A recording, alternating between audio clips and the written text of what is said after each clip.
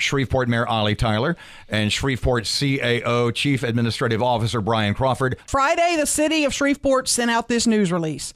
The city intends to consider rolling forward millage rates from 17.29 mils to 17.65 mils.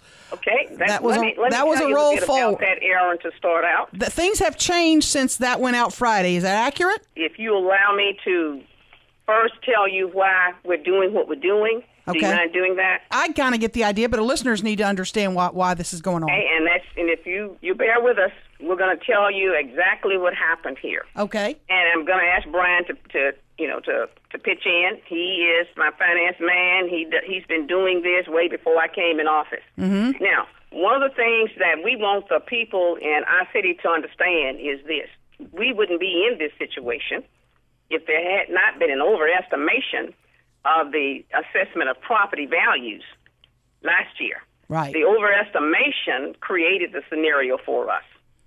We would never have had to even do this had it not been for that scenario, number one. Mm-hmm. Okay? Now, because of the overestimation, we did invite a tax assessor to come to the city council 2 weeks ago to explain what happened with that overassessment. Now, Brian, you piggyback on that. Sure, yeah. I mean, one of the things that the tax assessor does is he estimates property tax values at the beginning of the year because by law we have to have those in front of the council before June. Right. And so he can't give us an exact number. He has to give us an estimate off the previous number, and he saw that as the property values going up as they did in the previous year. When those numbers really came in at the end of the year, we were undervalued. Mm-hmm. And in the meantime, we had rolled property taxes back because we don't want anybody to pay any more money. But when we rolled them back and the undervalue came in, we lost $600,000. And so all this is doing is resetting the 2013 rates that the voters voted on and putting us back where we were in 2015, not collecting a dime more than we collected then. And so that's correcting that error. The other part of the equation, there's two parts of your property tax, so that's one part. The other part of your property tax is paying millages on GOB bond debt. This administration since 2015 has paid a significant amount of that debt down.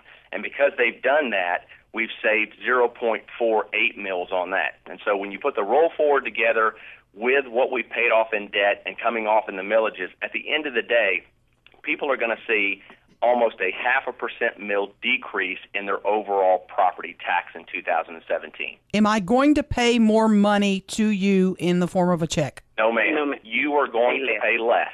Okay. If you got a house worth at least $100,000. Right. The city that is broke, we all say we're broke. The city that needs to fund police pay raises, the city that wants a sports arena. Why not just keep them at the levels they are and you bring in the more money and you use that for some of your huge needs? And people wouldn't go crazy about it. They probably would not even know about it, right? So, Erin, let me get this right. You're advocating higher taxes. I'm saying. First of all, the voters have to vote on taxes, property taxes every 5 years, for ad valorem taxes. So the last time they did that was 2013. They'll vote again on them next spring, 5 years later, and the ceiling on that is 17.65 mils. And so by law, we can't go above 17.65 unless we go back before the voters and ask for an increase. And so that's where the roll forward went to, was 17.65. That's what we're allowed to collect by law, and that's what the citizens voted and approved us to be able to collect. And Erin, let me just add to that. My CAO has done a beautiful job of explaining it, but we continue to look for ways to be efficient and effective and not have to charge more property taxes.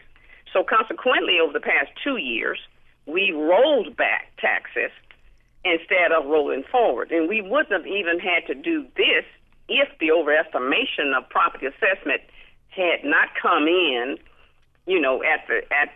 with that error. Right. Now, do we need more funding? Yes. Economically, for the sports complex, we have dedicated riverfront funding by ordinance that we're supposed to use to develop the riverfront. Sure. And that's the funding that we're looking at partially, but we also have other revenue streams. We don't want to talk too much and give too much details because, once again, we're competing against 5 other areas who are really trying hard to get this G League in their community. Let me ask you this, Mayor, as the mayor of our city, and I know we're running up against the clock, you had to be very cognizant of what happened with the Caddo Parish tax renewals. Is Yes. that something that concerns you about your community in light of the fact that you've got to go to voters in the spring? Erin, let me just say this. One of the things that we've tried to do is constantly be efficient. And right now, what we're doing is looking at putting together proposals that will not burden the taxpayer. And so we rolled back, and overall, everybody's going to be paying less in property taxes for 2017. I want that message to resonate. Less money to you this year than I paid you last year. Absolutely. Though the millage rate of it is going back up to where it was 2 years ago. Correct. With the GOB, general obligation debt, because we paid the debt down, That's going to balance it out. it's going to balance it out, and you're going to end up paying less in property taxes. Well, how did you guys send out that news release Friday that didn't include that part of this? Was that just a oops? That was required by law. Gotcha. That was one of those things. It's one of those legal terms that you have to provide notice on its own, standing by itself, if you're doing a roll forward. Okay. We had to send it out by itself like it was. So we wanted to make sure that we could clarify. By law, we sent the other one. Now we want to clarify to make sure that the taxpayers know that they are still getting paying less taxes, less property taxes.